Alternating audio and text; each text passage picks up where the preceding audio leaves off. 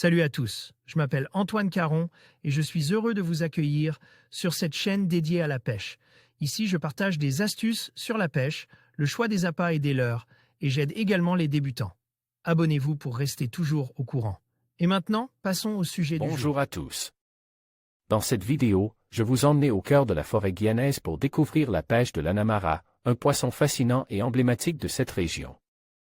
Je vais vous montrer les techniques de pêche que j'ai apprises, partager des anecdotes sur la faune locale et vous faire vivre cette expérience unique en pleine nature. Préparez-vous à plonger dans un univers sauvage et riche en découvertes. C'est parti. Hopla emara est la plus grande espèce que nous pouvons rencontrer en Guyane. Si la taille moyenne des prises est de 4 kg, il est tout à fait raisonnable d'espérer un spécimen d'une dizaine de kilos pendant votre séjour. Un comportement et des tenues variées, l'emara est un prédateur capable de s'adapter à toutes les configurations rencontrées en rivière. Ainsi vous pourrez le trouver dans les rapides, derrière de gros blocs de pierre à la manière d'une truite, mais aussi en plein cœur des arbres immergés ou encore au fond d'un calme profond. Les approches, techniques et leurs utilises peuvent donc être de tout ordre et chacun peut y trouver le moyen de pratiquer celle qu'il affectionne. Des attaques en surface explosives toutefois, avec ses yeux orientés vers le haut, l'emara monte facilement et de façon spectaculaire. Attaquez les leurres de surface qui se présentent à lui. Les montées d'adrénaline en plein cœur de la jungle sont des moments dont vous ne pouvez vous priver. Que ce soit au popper, au stickbait ou tout leurre à hélice, chaque remous ou aval de pierre et de branches peut être l'occasion d'une explosion en surface.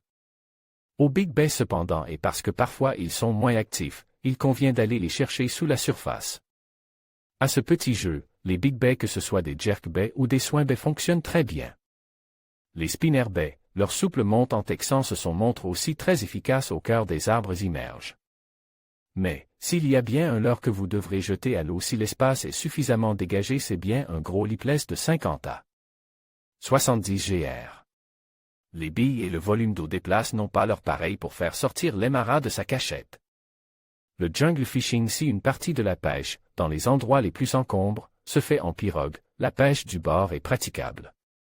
Notamment en crapahutant sur les pierres parfois glissantes des seaux, ou en pêchant sous la canne au cœur des arbres noyés. Une technique qui fonctionne particulièrement dans cette configuration est de frapper son leurre souple plusieurs fois à la surface de l'eau pour éveiller la curiosité et l'agressivité de l'emara et ensuite de le laisser couler.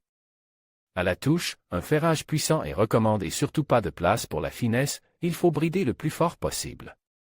Un combat court, mais tout en puissance avec sa large queue et son corps fuselé, l'emara est un puissant adversaire qui sait non seulement se servir du courant, mais qui tentera quoi qu'il arrive de rejoindre les milieux les plus encombrants. Votre frein doit être règle à la limite de la rupture, le matériel puissant, fiable et vous ne devez pas lui laisser le temps de réagir et de mener le combat à sa guise.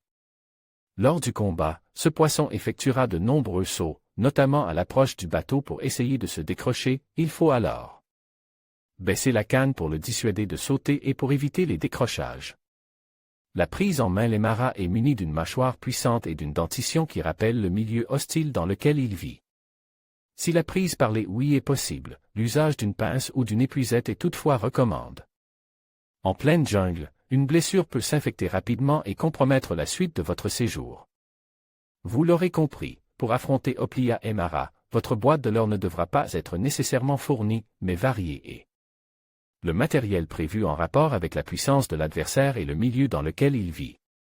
En conclusion, la pêche de l'emara au cœur de la forêt guyanaise représente bien plus qu'une simple activité économique. Elle incarne un lien profond entre les communautés locales et leur environnement, tout en soulignant l'importance de la préservation de cette biodiversité unique. En respectant les pratiques durables et en sensibilisant les nouvelles générations, nous pouvons garantir que cette tradition perdure et continue d'enrichir la culture guyanaise.